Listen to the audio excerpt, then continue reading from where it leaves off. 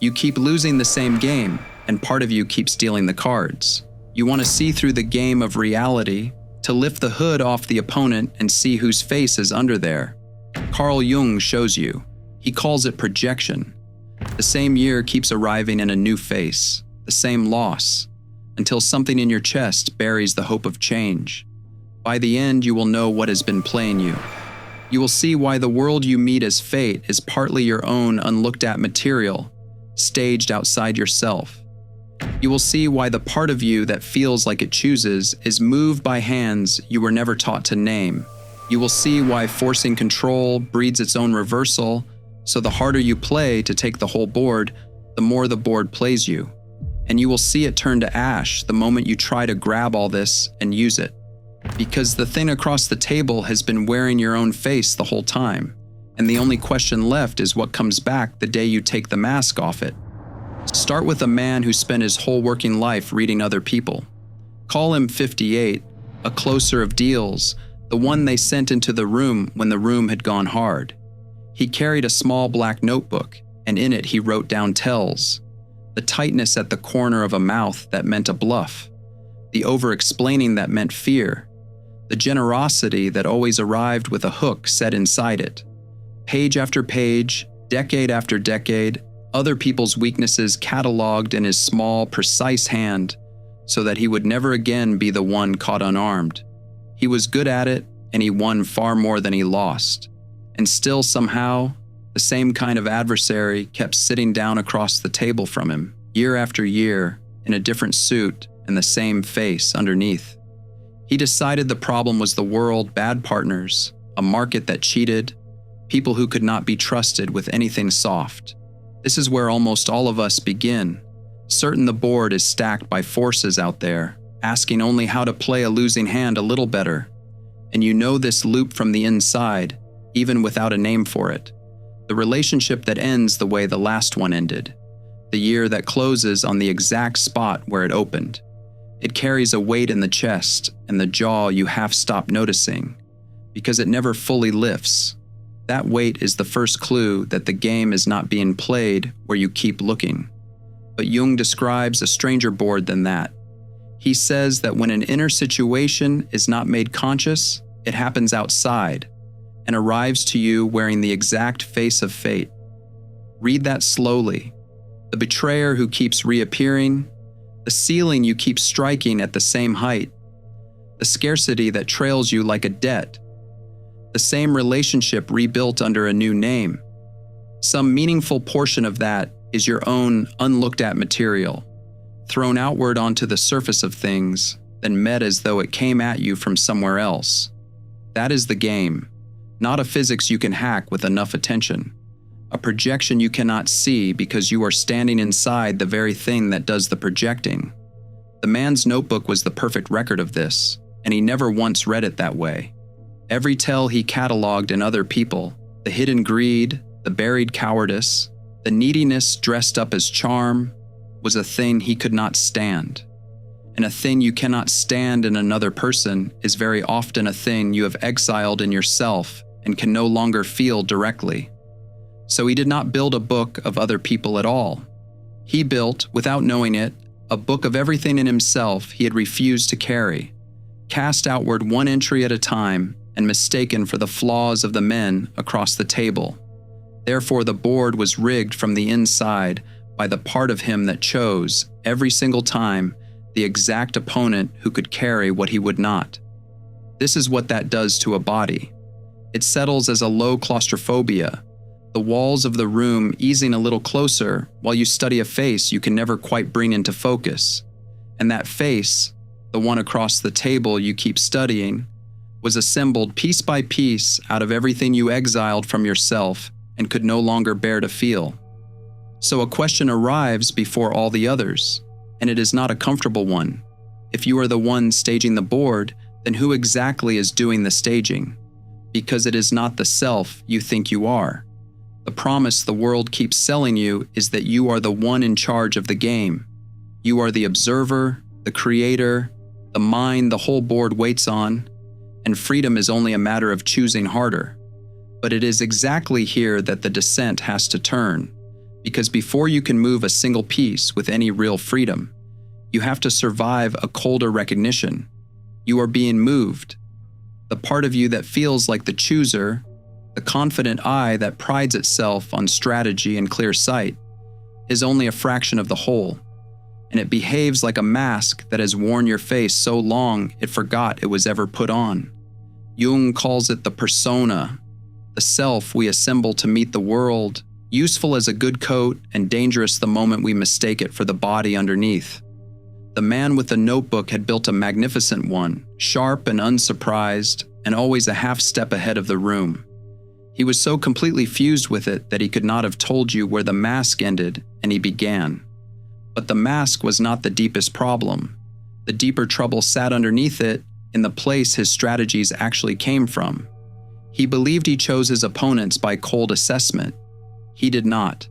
Something older chose them, a fear laid down so early he could not remember a time before it. Jung has a name for these buried, self-running forces. He calls them autonomous complexes, feeling-tone clusters in the unconscious that behave like separate wills, that can seize the controls and steer while the conscious mind believes, the whole time, that it has been the one driving. He could see the pattern now, looking back. He would walk into a crowded room, and within a minute his attention would lock onto a single face, always the same kind of face, the one that stirred something in him he could never name. He thought he was picking out the threat in the room. The threat was picking out him. This is the truer version of an idea the promise gets half right. Your thoughts do not all begin with you. Many of them arrive. They rise from a depth you did not author and could not consent to. And the thought thinks itself first, and only a half second later does the I step forward to sign its name to the thing. Jung puts the whole turn into a single line. The one who looks outside, he says, is dreaming. The one who looks inside begins to wake. The man had spent 58 years looking outside, reading every face but the one he was wearing, and calling that vigilance wisdom. Therefore, seeing through the game begins in the least triumphant place imaginable, a small humiliation, the moment you catch the hand that has been moving you and understand it was never the hand you call yourself. But this is the most dangerous ground in the whole descent, because of what a man like this does the instant he sees the truth. He reaches to sharpen the notebook rather than close it. That reflex, the pull to turn every discovery into an advantage, is about to cost him more than all the losing ever did. Only when it is gone will he find out what he was really playing for. Because the man's next reckoning waited in the mirror, and it cut deeper than the hand that had moved him. The mirror had been lying to him in one very specific way. So the man began, slowly and against everything in him, to read his own notebook differently. Every tale he had ever recorded he now understood had to exist first in him before he could recognize it in anyone else. You cannot spot a hunger you have never felt. You cannot smell cowardice across a table unless some part of you knows its exact scent from the inside. The catalog of other people's flaws was a mirror he had been staring into for 30 years without once seeing his own reflection in it. The world is a mirror. The promise gets that much right, and then it flinches from what the mirror actually holds. It holds your shadow, the disowned material Jung says every one of us carries, the greed and the rage and the unlived power you could not bear to know as yours. So you exiled it, and it did what all exiled things do. It went looking for other people to wear it.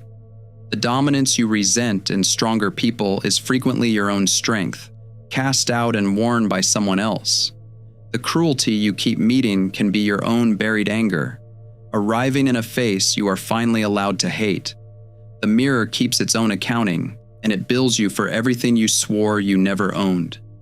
Now there is a shallow and poisonous version of this idea, and it needs naming so we can leave it behind for good. It whispers that you attracted your own suffering, that the abuse and the loss and the betrayal were somehow yours to deserve. That is a lie, and for anyone who has survived real harm, it is a cruel one. Withdrawing a projection has nothing to do with accepting blame for what was done to you. What was done to you was real, and some of it was unforgivable, and none of that changes here. Withdrawing a projection means something far narrower and far more useful. It means reclaiming the one thread of the story that was ever actually yours to move, the part where you kept choosing the same table, kept casting the same figure, kept mistaking your own exiled depths for another person's fate. Jung is blunt about the price of this. He says a person does not grow luminous by picturing beautiful figures of light. A person grows luminous by making the darkness conscious. It is disagreeable work, he adds, and for that reason, nobody is eager for it. The man with the notebook did not free himself by imagining a better version of himself. He freed himself the evening he sat with the ugliest entries in his own book and admitted quietly that he had been describing himself in the third person the entire time. He remembered the first entry he had ever made, decades earlier. A man across a conference table, sweating, talking too much, papering over a weak position with charm. Beside him, the closer had written a single word: desperate. He had felt something close to disgust as he set it down. Now, at 58, he read that page again and saw a photograph of himself at 30, terrified of being found out, certain that if anyone caught the fear on him, they would leave. He had spent the years since hunting that exact quality in other people so that he would never have to feel it rising in his own chest. The notebook, he understood at last, was a map of everything he could not forgive in himself, disguised for 30 years as a study of other men. Therefore, the mirror had been the one honest instrument he owned all along, showing him the single thing he had spent an entire career arranging never to see. If that landed as recognition, drop one line in the comments. The stranger across the table was always me. But this is exactly where the search for freedom grows teeth and turns on the one who is searching. The moment you start to see through the game, something in you wants to pick the seeing up and wield it, to turn the new sight into one more move in the game you are always trying to win. That wanting feels like a rival. It is the quietest wrong turn on the whole road. So the man could finally read his own notebook. But a mind that has just learned it shapes what it meets rarely surrenders that discovery gently. It feels a strong pull toward the crown. This is the temptation the whole manifestation promise is built on, and it is the one Jung sees swallow the people who come to him most certain they have woken up. The small sentence, "I create my reality," swells quietly into a much larger one. I am the author of everything. From there, the world stops being a place you share and becomes a machine that owes you an outcome. Every good thing becomes proof of your alignment. Every hard thing becomes proof of somebody else's low state. The language of insight hardens into a private edge, and the person holding it feels, for the first time in years, like the one who is finally holding all the cards. Jung has a precise name for this. He calls it inflation, the moment the small conscious self swells up and identifies itself with something vastly larger, mistaking the whole ocean for the cup that once dipped into it. He also names the figure it produces, the man of personality, the one who has touched something deep and now believes the depth belongs to him, who wears his hard-won insight like a rank he earned and will not give back. The man with the notebook came closer to this than he ever admitted. Once he understood that the tells had always been his own, he did the thing he had done with every advantage he ever found. He used it. He turned the new sight into a sharper blade, reading himself the way he had read everyone else, but only so that no one could ever read him first. His son had stopped speaking to him years before, and the insight handed him a tidier way to shelve that silence. The boy had simply been outplayed, had folded, had failed to see the board. Self-knowledge in his hands became one more way to win, and for a while it felt like mastery. You may know the pull of it, the quiet satisfaction of turning what you see in people into leverage, so that you are never the one caught off guard again. But the deep psyche does not permit that story to stand for long. Jung borrows an old Greek word for the law that breaks it: enantiodromia, The tendency of anything driven hard toward one extreme to turn, on its own and without warning, into its opposite. Push toward total control, and the unconscious silently loads the crash. The more completely the man crowned himself the one who saw, the more the things he could never control closed in around him. His standing slipped. His health wavered. The sun's silence deepened into something that no longer had any heat left in it. The crown he had woven out of his own insight weighed exactly as much as everything he had refused to grieve. Therefore, the manifestation coach who declares himself God of his own reality is the clearest case of fate there is. The man most sure he is winning while the board turns slowly under him. And here the collapse becomes a doorway, though it never feels like one from the inside. The man had to lose the crown completely, had to be pried loose from the last thing he was still gripping, before the thing the title promised could begin to come back. That return only comes to open hands, and his had not been open in years. So when the crown finally came off, it came off the hard way, torn loose rather than set down, and it took a good deal of him with it. What was left was a man in his late 50s with fewer illusions than he had ever carried, and no idea what to do with the empty hands the loss had left him. And in that emptiness, for the first time, he could do the one thing the crown had never allowed. He could withdraw the projection instead of sharpening it. He looked back down the long row of opponents and saw how many of them he had cast himself, how often the enemy across the table had been assembled out of his own exiled material and handed a chair. Jung calls this slow, unspectacular work individuation, the withdrawal of projection and the honest taking back of your real hand in your own fate. And it always carries a second demand the manifestation promise refuses to make. In the same breath that you own your part, you bow to the vast territory that was never yours to author, chance, other people's freedom, illness, loss, the deaths that keep no appointment with anyone's wanting. The grief he had been outrunning his whole life finally caught him, and this time he let it. He grieved the years, the sun, the man who had needed to win every room he walked into. There was a particular afternoon he had not allowed himself to remember in 20 years, a birthday he had left early to close a deal, the boy watching him go from a window. He let himself remember it now, all the way through. Grief was the one move the crown could never make, because grief admits that something real was lost and cannot be commanded back. He stopped auditioning for God, and he consented at last to be a person, which is a smaller and far more difficult thing to be. None of this made him passive. He stayed at the table, he still read the room, he still made his moves, he still cared how things landed. He simply stopped needing the cards to obey him, to feel that he was real. So the promise buried in the title has to be told the truth now, before it does any more harm. Seeing through the game was never a method for making the exact thing arrive on schedule. What arrives is decided by something vastly larger than your wanting, and it always was.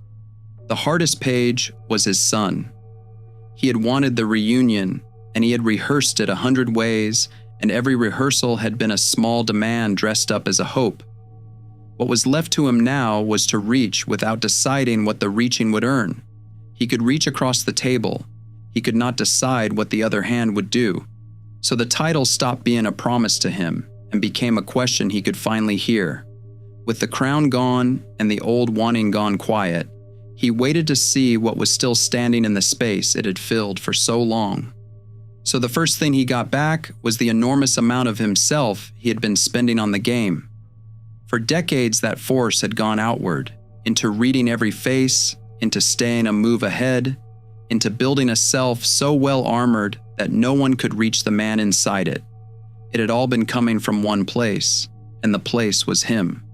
When he stopped throwing it across the table at opponents who were mostly his own reflection, it stopped leaving him. Jung describes the shift precisely. He says the center of gravity of a life stops sitting out in the objects we chase and settles back into the person who was doing the chasing all along. That reclaimed energy is what authorship actually feels like from the inside. Not omnipotence, not the board bending to a wish. Something quieter and far more real, a limited but honest hand in his own life, the slow return of a man who could respond where he had only ever reacted. He noticed small things first, that he could sit in a room without reading it, that a silence could simply be a silence and not a move in a game. The vigilance that had run him since he was a boy began to stand down, watch by watch, and underneath it, unheard and waiting, was a capacity for rest he'd assumed was gone for good. And the thing he had been chasing? It changed, the way it almost always changes, because so much of what the man had wanted had never been his wanting in the first place. It was the persona wanting on his behalf, the sharp closer who needed to win, and the frightened boy underneath the closer who needed above everything, never to be left. When that quieted, the demand quieted with it, and what remained was smaller and much truer. The energy came home long before any outcome did, and some outcomes never came at all, and he found he could stand on that. He never got the scene he had rehearsed. There was no cinematic reunion, no moment of a son understanding everything at last. What there was, one ordinary evening, was the notebook open on the table in front of him, 30 years of other people's tells set down in his small, precise hand. And on the final page, for the first time, he wrote his own. Not to win anything with it, only to stop lying at last, about whose face had been across the table the whole time. Then he wrote one short letter to his son, with no strategy folded into it and no demand fixed to the end of it. And he sent it not knowing what would come back, because the knowing had never been the point, and the not knowing no longer felt like losing. Jung says the one who looks outside is dreaming, and the one who looks inside begins to wake. The man had spent a lifetime looking outside, cataloging every opponent, certain the whole game was being played against him from across the table. He finally looked up from the board. The chair across from him was empty, and some part of him understood it had been empty for a very long time. The dessert, once he stopped straining to win it, turned out to be a place he could simply live. The exhaustion you have been carrying came from the grip, from the years you spent playing to win a game whose only other player was you. So if this landed as recognition and not as instruction, hear the honest version of the promise in the title. You are not losing because you are weak, and you do not become free by crowning yourself the author of everything. You are standing at the turn with the hood already in your hand. If you are somewhere on this road, mark it. Leave a comment with one line: I stopped needing to win the last hand. Look up from the board. The face you have been losing to all these years is about to come into focus, and the moment it does, the game stops being something done to you and becomes something you can finally set down. Empaths aren't broken, they're alchemists in progress. The Alchemist's Path gives you drills, Jung-based boundaries, and 3 exclusive chapter videos to turn overwhelm into clarity. By Surreal Mind, 236-page downloadable ebook, in stock. Begin now at thesurrealmind.com.